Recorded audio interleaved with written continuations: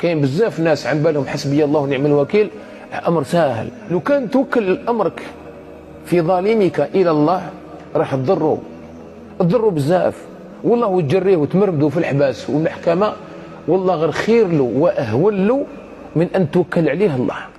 وهذه شوف جربها انت في حياتك، اذا كاد بك احد او واجهك احد او خاصمك احد، وقتاش تضروا بزاف، تضروا كي توكلوا لله، كي تقولوا حسبي الله ونعم الوكيل، الضر توجع حسبي الله ونعم الوكيل. كاين بزاف الناس ماهمش فاهمينها. وانا رايت احدا من الناس وكنا شبابا ظلم احد الناس، ظلم واحد شاب، والشاب هذاك عاقل فقام فقال له حسبي الله ونعم الوكيل. قال له قول حسبي الله ونعم الوكيل ولا ريح، قال له احتسب ولا اقعد.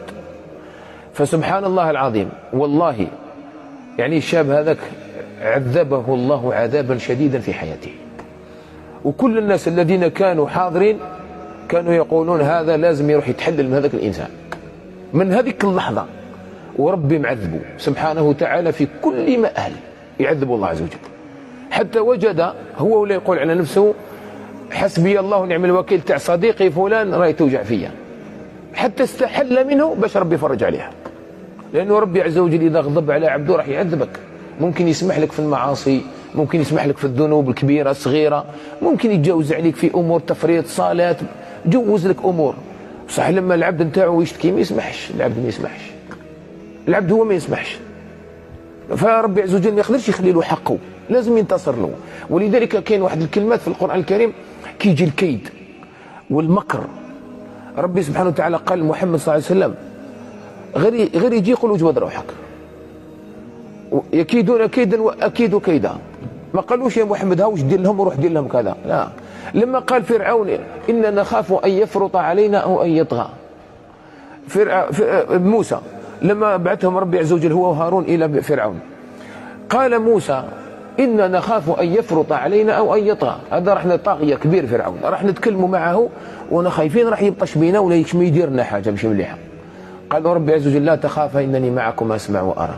كي تجي قوة فوق القوة تاعك راه ربي يدخل، كي تجي قوة أنت ما تقدر لهاش راه ربي سبحانه وتعالى. ولذلك قال لنا الله عز وجل واحد القاعدة تمشي في شوف وين تحطها تمشي، وين تحطها في الخدمة نتاعك، في المسجد، في الدار، في هذيك العروسة اللي جابوها وراه يكيدوا لها العجوزة مع الوسات، ولا العجوزة اللي تكيد لها العروسة مع الخواتات، ولا هذاك الزوج اللي يلعبوا به، ولا هذاك الجار اللي يكيدوا له، ولا ولاد حمدك اللي يكيدوا لك، ولا في الخدمة اللي يكيدوا لك، وين تحطها مشات. ولا يحيق المكر السيء إلا بأهله. والله اللي يحفر حفرة غير يطيح فيها، والله هذه غير ربي اللي قالها لنا. ولا يحيق المكر السيء إلا بأهله. اقرأوا سورة يوسف، اقرأوها بتمعن. سورة يوسف هذيك ماشي اللي يتأثروا بها هذوك العشاق. وراودته التي هو في نفسه في بيتها عن نفسه قد شغفها حبا. هذه تأثر في العشاق هذوك. احنا توش تأثر فينا، تأثر فينا البداية والنهاية. خاوة يوسف عليه السلام لو كانوا في النهاية، لو كانوا عارفين النهاية يرموه في البير، يرموه في البير. لو كان انت تتخيل باللي واحد ترميه في بير يولي ملك، يولي رئيس وزراء ولا وزير المالية والخزائن، ويحطك تحت رجله ترى جيت تسجد. يعني تتخيل ان هذاك انت اللي رميته في بئر في يوم من الايام، هذيك الرميه هي اللي حتخليك تسجد عنده. كنت تتخيلها هذه ما تتخيلهاش.